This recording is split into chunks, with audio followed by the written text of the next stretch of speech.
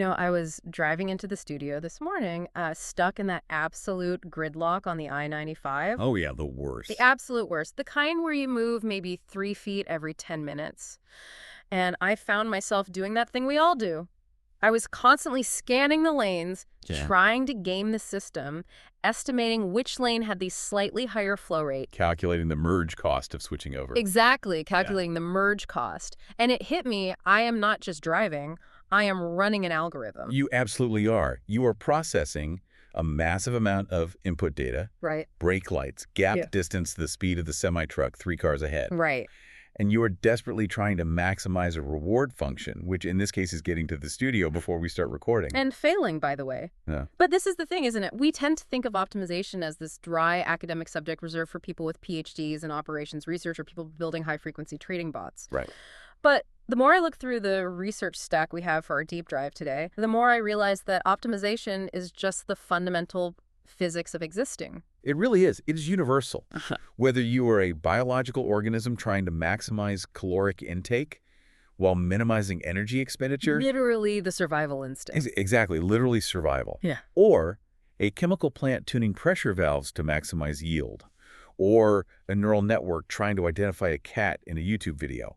It is all the exact same problem. You have a landscape of possibilities, Right. and you are desperately trying to find the best spot on that map. It is the search for better. Yeah, when you strip away the scary math notation, optimization is just the struggle to improve. But here is the catch, and this is really the terrifying part of the sources we are diving into today. You are almost always doing this blindfolded. That is the perfect image. So that is our mission today for everyone listening. We are going to explore how machines learn to navigate these complex, invisible landscapes. We have a ton of great sources to pull from, and we are going to look at this blindfolded hiker analogy. And we have 2 distinct worlds to cover, right? We do. We have the world of randomized optimization where you have no map and no compass, just your own 2 feet and maybe a bit of luck. Right.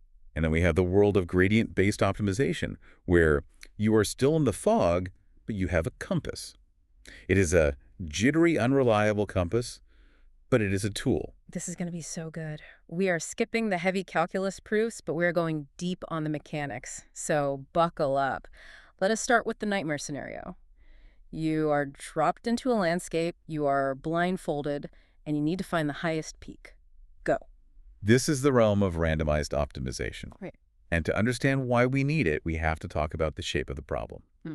Because not all mountains look like mountains. Right. I think we have this idealized view of a nice, smooth, bell-shaped curve where the top is obvious. Exactly. If you have a simple problem, say finding the best price for a flight on a single day, the landscape is small, you can just check every single option. We call that generate and test. Brute force. Brute force. Mhm. If the input space is small, you don't need an algorithm, you just need a for loop. Which works fine if you have 10 options. It doesn't work if you have 10 billion. Right. But the bigger issue isn't just the size, it is the roughness of the terrain. The source material had this fantastic example called the Optimize Me quiz. Oh, yeah. It involved a function with modulo arithmetic, which is basically looking at remainders. I saw the graph of that in the notes. It didn't look like a hill. It looked like an insane bow tie. An insane bow tie is a generous description. It was jagged. It was a mess of spikes. Imagine a landscape made of millions of tiny needles. And the crucial insight here is that traditional calculus, the math we usually use to find peaks, completely fails on a map like that. Because calculus relies on smoothness, right? It needs a slope. Precisely. Calculus asks, what is the slope at this exact point? If the slope is going up, you walk that way. That is the derivative. Right. But if your function is a jagged mess, think of a broken comb or a hedge maze, there is no smooth slope. The derivative is undefined or useless. It tells you nothing about where the global peak actually is. So you are standing in the dark, the ground is jagged, and you cannot use math to predict where the peak is. You can only feel the ground directly beneath your feet. What do? You act like a greedy hiker. You use an algorithm called hill climbing. Greedy in the computer science sense, which I always love. It sounds like a character flaw, but here it just means short-sighted. Yes, meaning it wants immediate gratification. You stand at your current spot. You check your immediate neighbors maybe one step left, one step right. If the neighbor on the left is higher, you move there. Okay. Then you forget where you came from, look at your new neighbors, and do it again. Yeah. You keep doing this until no neighbor is higher than you. It sounds logical. If I keep going up, eventually I must reach the top. It is like being in a dense fog and just deciding to step upward until you cannot step up anymore. Ideally, yes. Yeah. But let us play out the tragedy of the greedy hiker. Hmm. Imagine you were trying to climb Mount Everest, but you start your hike 5 miles away at the base of a small grassy hill. You climb up blindly following the up rule. You reach the top of this grassy hill. Every step away from you is down. So the algorithm says, congratulations, you are at the peak of the world. And you are standing there happy as a clam while Everest is towering over you 5 miles away in the fog. Yeah. You are stuck in a local optimum. And because the algorithm is greedy, because it refuses to ever take a step down, it can never cross the valley between the molehill and the mountain. It is trapped by its own logic. That is the fundamental flaw of hill climbing. It has no vision. It cannot see the big picture. It confuses better than my neighbors with best in the world. So how do we fix it? If I am training an AI or optimizing a supply chain for a global company, I cannot afford to be stuck on a molehill. I need the actual best solution. The brute force fix, the one that requires the least amount of new thinking, is called random restart hill climbing. It is exactly what it sounds like. You climb the hill, you get stuck, then you hit a reset button. You just beam somewhere else. Yeah, you magically teleport to a completely random new coordinate on the map and start climbing again. You are just rolling the dice, hoping to land on the slopes of Everest this time. You are. And you keep track of the highest peak you have found across all your attempts. Now, whether this works depends on a concept called basins of attraction. That sounds like a sci-fi novel title, The Basins of Attraction. It does, doesn't it? But it is a topological concept. Think of the mountain as having a catchment area. If Everest is wide like a massive volcano with gently sloping sides that extend for miles, then almost anywhere you drop on that continent, you will eventually hike up to the rim. That is a large basin of attraction. But if the peak is a needle in a haystack, a tiny thin spike in the middle of a flat desert, Then you could restart a million times and never land near it. Random restart helps, but it is still relying on luck. It removes the bias of your initial starting point, but it doesn't solve the fundamental problem of navigating a complex space. okay, so we need to be smarter than just teleporting around. We need an algorithm that is willing to do the one thing hill climbing refuses to do. We need an algorithm that is willing to walk downhill. This brings us to my favorite metaphor in this entire stack of research. We are leaving hiking for a moment and going into the forge. We are talking about simulated annealing. This comes from metallurgy, right? Making swords. It does. It is a technique that has been used for thousands of years, long before we had the math for it. If you are a blacksmith and you want to make a sword that is strong and not brittle, you do not just hammer it cold. You heat it up. You get it glowing white hot. Why? What is the heat actually doing to the metal? At a molecular level, heat is energy. It makes the atoms vibrate and bounce around chaotically. This high energy allows the atoms to break out of their rigid, imperfect structures. It unsticks them. And then you cool it. Slowly. That is the key word. You anneal it. You let the temperature drop gradually. As it cools, the atoms settle into a crystal lattice that is perfectly aligned and strong. Wow. If you cooled it, instantly plunged it into water, which is called quenching, you would freeze the chaos in place. The sword would be brittle. It would shatter on the first impact. So how do we turn this blacksmithing technique into computer code? We introduce a parameter called temperature, or T. In the beginning of our search, T is high. When T is high, our hiker acts well drunk. A drunk hiker. I think I have seen a few of those on the Appalachian Trail. It is the best way to describe it. The algorithm picks a random neighbor. If the neighbor is higher, it moves there, just like hill climbing. But, and this is the magic, if the neighbor is lower, if it is a worse solution, the algorithm might move there anyway. It accepts a bad decision. It accepts a bad decision. This is exploration. By accepting downward steps, the hiker can walk down the side of that grassy molehill across the valley floor and potentially find the slope of Everest. The high temperature gives it the energy to escape local optima. But we cannot stay drunk forever. We need to actually find the peak. Right. That is the cooling schedule.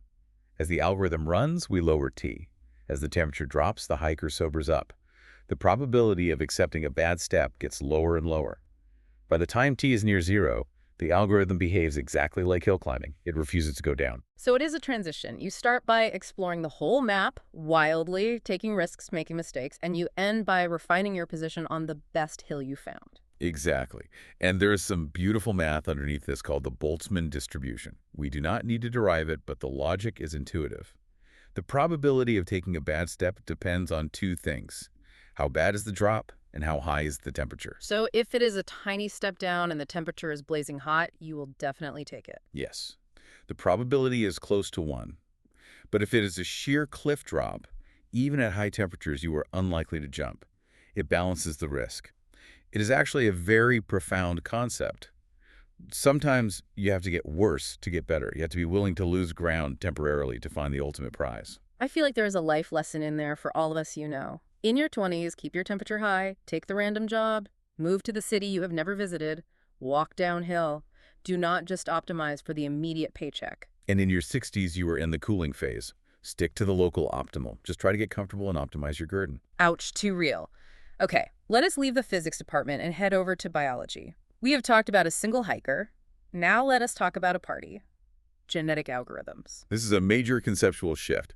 In hill climbing and annealing, we are tracking one solution moving through space. In genetic algorithms, or GAs, we track a population of solutions. So we spawn 100 hikers at once. Right, and we treat each hiker, each solution like an organism. It has a fitness score. If the solution is good, if it solves the problem, well, it has high fitness. If it is bad, low fitness. And we simulate natural selection. Survival of the fittest. We kill off the bad ones. We call the herd, we keep the top performers. But the real power of GAs isn't just selection. If we just selected the best play of, we would eventually just have copies of the same hiker. The magic is in creating new solutions through crossover. The source material delicately called this the sex of algorithm. It's an unavoidable analogy. Mm-hmm. You take two successful parents, two solutions that are doing well, and you combine their genes to create a child solution. The hope is that the child inherits the best traits of both. But this assumes something about the problem structure, doesn't it? This is the part that always trips me up. If I take the front half of a Porsche and the back half of a Ferrari and weld them together, I do not necessarily get a supercar. I might get a pile of junk that doesn't drive because the parts do not fit. You have hit on the critical limitation. Crossover relies on the building block hypothesis. It assumes that your solution is made up of independent, good subparts. Like puzzle pieces. Exactly like puzzle pieces. Mm-hmm. If the first half of your gene string controls the engine and the second half controls the aerodynamics, then yes, swapping them works. A good engine plus good aerodynamics equals a fast car. But if the genes are entangled, if changing a wire in the back moves the steering wheel in the front, crossover destroys the machine. Exactly. That is epistasis in biology where genes interact with each other. If your problem have high dependency between variables, genetic algorithms can struggle because crossover tends to break those delicate dependencies. And that is why we have different ways of doing the sex part. The notes mention one-point crossover versus uniform crossover. Right. One-point crossover is like cutting a deck of cards.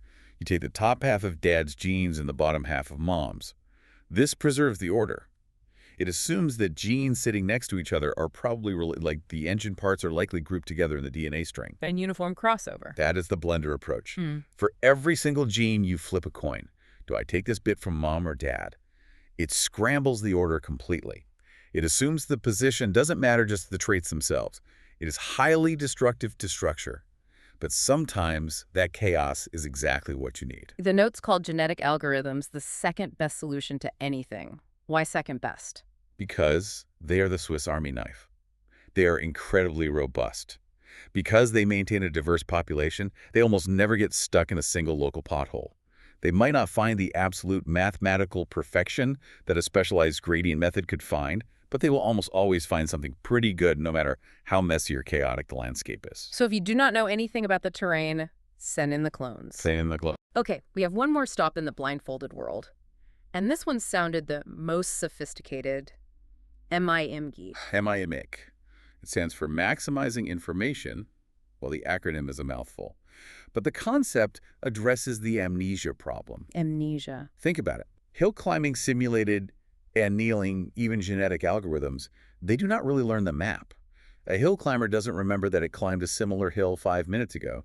It just looks at its feet. It reacts. It doesn't model the world. So MIME's trying to build a map as it goes. In a way, MIME shifts the focus from tracking points to tracking probability distributions. Okay, that is a heavy sentence. Unpack that for us. Imagine you were trying to find a treasure buried on an island. Hill climbing is running around digging holes. MIME is sitting down and asking, okay, we found a few coins over here and a few coins over there. What do these spots have in common? It is analyzing the winners. Exactly. The algorithm starts by generating random samples. It scores them. Then it takes the top, say 50%, the winners. And instead of breeding them, it looks at them and asks, what is the relationship between the variables in these winning solutions? It is looking for patterns. It might realize, hey, every time variable A is 1, variable B is 0. Yes, it builds a dependency tree. It uses mutual information to figure out which features rely on each other. It builds a probability model that says good solutions tend to look like this. Then it uses that model to generate the next batch of samples. So it is refining its recipe for success. It Right. is not just guessing, it is constructing a formula for what a good answer looks like. Exactly. It moves from a uniform distribution knowing nothing to a distribution that is laser-focused on the peak. The huge benefit here is efficiency. MIME can find the solution with way fewer checks of the fitness function. Which is a big deal if checking the score is expensive. Right. If checking the score involves running $1 million wind tunnel simulation or asking a human, does this taste good, you cannot afford to check 1 million times. You want an algorithm like MIME that squeezes every drop of information out of every single check. Okay, so that is our tour of the blindfolded world. We have hiked greedily, we have hiked drunk, we have evolved, and we have built probability trees. But now the fog is clearing. Just a little bit. We are entering the gradient era. This is the world of neural networks. This is the engine behind ChatGPT, behind computer vision, behind almost all modern AI. We are not totally blind anymore. We have a tool. We have a compass. We are assuming now that our landscape is a differentiable function. That means we can calculate the slope, The gradient. the gradient. Mathematically, the gradient is a vector that points up the steepest slope. It is a collection of partial derivatives. But conceptually, it is just an arrow on the ground that says uphill is that way. So if we want to minimize error, get to the bottom of the valley, we just go the opposite direction. Exactly. We subtract the gradient. It sounds so simple. Go downhill. Why do we need a deep dive to explain go downhill? Because of the fog. Yeah. And because the mountain is treacherous. This leads us to the foggy mountain analogy. When we train a neural network, we have millions of data points. We cannot calculate the perfect slope using all the data for every single step. It would take years to compute one step. So we cheat. We cheat. We use mini batches. We take a small handful of data, say 32 images of cats, and we calculate the slope based on just those. But those 32 images might be weird. They might all be white cats. Or blurry cats. Or cats wearing costumes. Exactly. So the slope we calculate is an estimate. It is noisy. Our compass is jittery. It points roughly downhill, but it is shaking left and right violently. This is why it is called stochastic gradient descent, or SGD. Stochastic just means random or noisy. So if we just follow this shaking compass blindly, what we call vanilla SGD, what happens? If the terrain is easy, you get to the bottom. But if you are in a ravine, A ravine. The notes describe this like a taco shell. it is the perfect visualization. Imagine a long, narrow valley. Yeah. The sides are very steep, but the bottom of the valley slopes very gently toward the ocean. You want to go down the gentle slope to the ocean. But the compass is overwhelmed by the steep wall. Right. You are standing on the wall. The gradient is screaming, go down, pointing straight at the opposite wall because that is the steepest drop. You take a step, you shoot across the valley and smash into the other wall. And then the compass screams, go big kid. Precisely. You end up zigzagging wildly back and forth between the steep walls, making almost no progress down the actual length of the valley. You are oscillating. You are working incredibly hard, taking huge steps, but effectively going nowhere. This is the classic SGD failure mode. You are ping-ponging. So how do we stop the zigzag? We borrow a concept from physics. We add momentum. The heavy ball. Imagine a heavy boulder rolling down that taco shell. If the boulder hits the wall, does it instantly stop, turn 90 degrees, and bounce back? No. It has mass. It has inertia. It wants to keep going in the direction it was already moving. Exactly. Momentum adds a velocity term to our hiker. It remembers where it was going. It takes a moving average of the past gradients. So even if the current gradient yells, turn left, the momentum says, we had been moving forward for 10 minutes, so let us just turn left a little bit. It smooths out the path. It plows through the jitter. Technically, it acts as a low-pass filter. It filters out the high-frequency noise of the zigzags and keeps the low-frequency trend the path to the bottom. It is incredibly effective. It turns that chaotic bouncing into a smooth curve down the valley floor. Now, the notes mentioned a specific flavor of this called Nesterov momentum. It sounded like a smarter version of the heavy ball. It is. Standard momentum has a problem. It reacts late. You roll down the hill, you gather speed, you hit the bottom, and your momentum carries you halfway up the next hill before you realize you should have stopped. You overshoot. It is like Wile E. Coyote running off the cliff and not realizing it for 3 seconds. Nesterov momentum is about looking ahead. It says, okay, I know my momentum is going to carry me to that point over there. Let me calculate the gradient at that future point and use that to correct myself now. It is like a race car driver looking through the curve rather than looking at the hood of the car. That is it. It allows for tighter turns and less overshooting. It is a small mathematical tweak that makes the descent much more precise. Okay, so momentum fixes the direction, it stops the zigzagging, but we have another problem. Not all features in our data are created equal. This is the problem of scale and frequency. Suppose you were training a language model. The word "the" appears in almost every sentence. The word optimization appears very rarely. So the parameters connected to the D are getting updated constantly. They're getting hammered with gradients. The parameters for optimization are gathering dust. Right. In standard SGD, we use one step size, one learning rate for everything. That is a disaster here. If we set the step size to work it has to be small, or else the model explodes.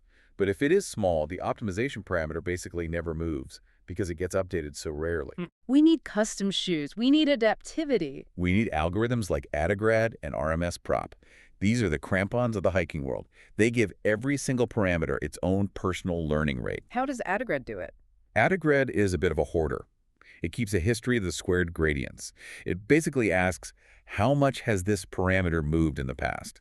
If a parameter has moved a lot like the ones for the Adigrad, it says, okay, you were loud, calm down. And it shrinks the step size for that specific parameter. So it punishes the loud, frequent features and boosts the rare, quiet ones. Yes. It levels the playing field. But Adigrad has a fatal flaw. It accumulates history forever. The denominator in the math keeps growing and growing. Eventually, the step size becomes so small that the algorithm stops moving entirely. It turns to stone before it reaches the bottom. Premature parking. It dies of old age. Right. So along comes RMS Prop. It fixes this by adding forgetting. It uses a window. It says, I only care about how loud you have been recently. So it keeps the hiker moving. It adapts to the current terrain, not the terrain from 10 miles back. Exactly. It prevents the freezing issue. Yeah. It was actually introduced in a Coursera lecture by Jeff Hinton, not even a formal paper, which is a funny bit of history. But it solved the problem. And this leads us inevitably to the celebrity of the optimizer world, the one that everyone imports by default in PyTorch or TensorFlow. Atom. Adaptive moment estimation. Yeah. It is the rock star because it is the Avengers team-up of optimization. It combines everything we have just talked about. It does. It takes momentum, the heavy ball, to smooth out the direction, and it takes RMS Prop, the adaptive crampons, to scale the step sizes based on the terrain. So you have a heavy ball that also has smart grip shoes. It is a mixed metaphor, but yes, it Yeah. creates a very robust, fast-converging optimizer. It is why it is the default. It generally just works out of the box without you having to tune it constantly. And there's always but in this show, the source material dropped a little controversy. Atom isn't always the best. No, it is not. Atom is addicted to speed. It gets to a low error very quickly. Yeah. But sometimes it finds a sharp minimum, a narrow hole. And why is a narrow hole bad? Low error is low error, isn't it? If I get a 0 on my test, I passed. Not if you care about generalization. Imagine your solution is a needle-thin hole. You are perfectly optimized for your training data, but your test data, the real world, is slightly different. That slight difference shifts your position on the map. And if you are in a needle-thin hole, a slight shift pushes you out of the hole and onto the cliff wall. Exactly. Your error explodes. You overfit. Whereas SGD with momentum. SGD is slower. It wanders more. But that wandering often leads it to settle into a broad, flat valley. If you shift slightly in a flat valley, you're still in the valley. The error stays low. So for things like computer vision, where generalization is everything simple, SGD with momentum often beats Atom in the long run. Exactly. Do not just chase speed. Chase stability. Speaking of stability, we have to talk about the safety leash. Regularization. The purple safety leash. Yeah. This is about weight decay. We want to keep our models simple, right? We want the weights, the numbers inside the network to stay small. Correct. Large weights usually mean the model is memorizing the training data. We want to push the weights towards 0. In good old SGD, we do this by adding a penalty term to the loss function. We call it L2 regularization. And for a long time, everyone thought L2 regularization and weight decay, just shrinking the weights directly, were the same thing. In SGD, they are mathematically identical. You can do the algebra on a napkin. Okay. They result in the exact same update rule. But came Atom. Then came Atom. Remember, Atom scales the gradients. It looks at the gradient and divides it by the history of variances. When you add the L2 penalty to the gradient in Atom, Atom looks at it and says, oh, this is part of the gradient. I should scale this. So it messes up the regularization. It mangles it. Parameters with large gradients get their regularization shrunk to nothing. Parameters with small gradients get their regularization boosted. It is a mess. The safety leash becomes elastic and unpredictable. So for years, people were using Atom with L2 regularization and wondering why it wasn't generalizing as well as SGD. They thought Atom was just bad at generalization. But really, Atom was just breaking the regularization mechanism. Mm. And the fix is a variant called Atom W. The W stands for weight decay. Yes. Atom W decouples the weight decay. It says, okay, Atom, you do your fancy adaptive step on the gradient. I am going to stand over here, and I am going to shrink the weights separately after you are done. It bypasses the adaptive scaling mechanism for the shrinkage. Exactly. It restores the original intention of weight decay. If you are using Atom today, you should almost certainly be using Atom W. It is a huge practical difference that fixes the generalization gap. That is a massive tip for anyone listening who actually trains these things. Okay, we have covered a staggering amount of ground. We have gone from blindfolded hikers to probability trees to heavy balls with crampons. Let us try to synthesize this for you all.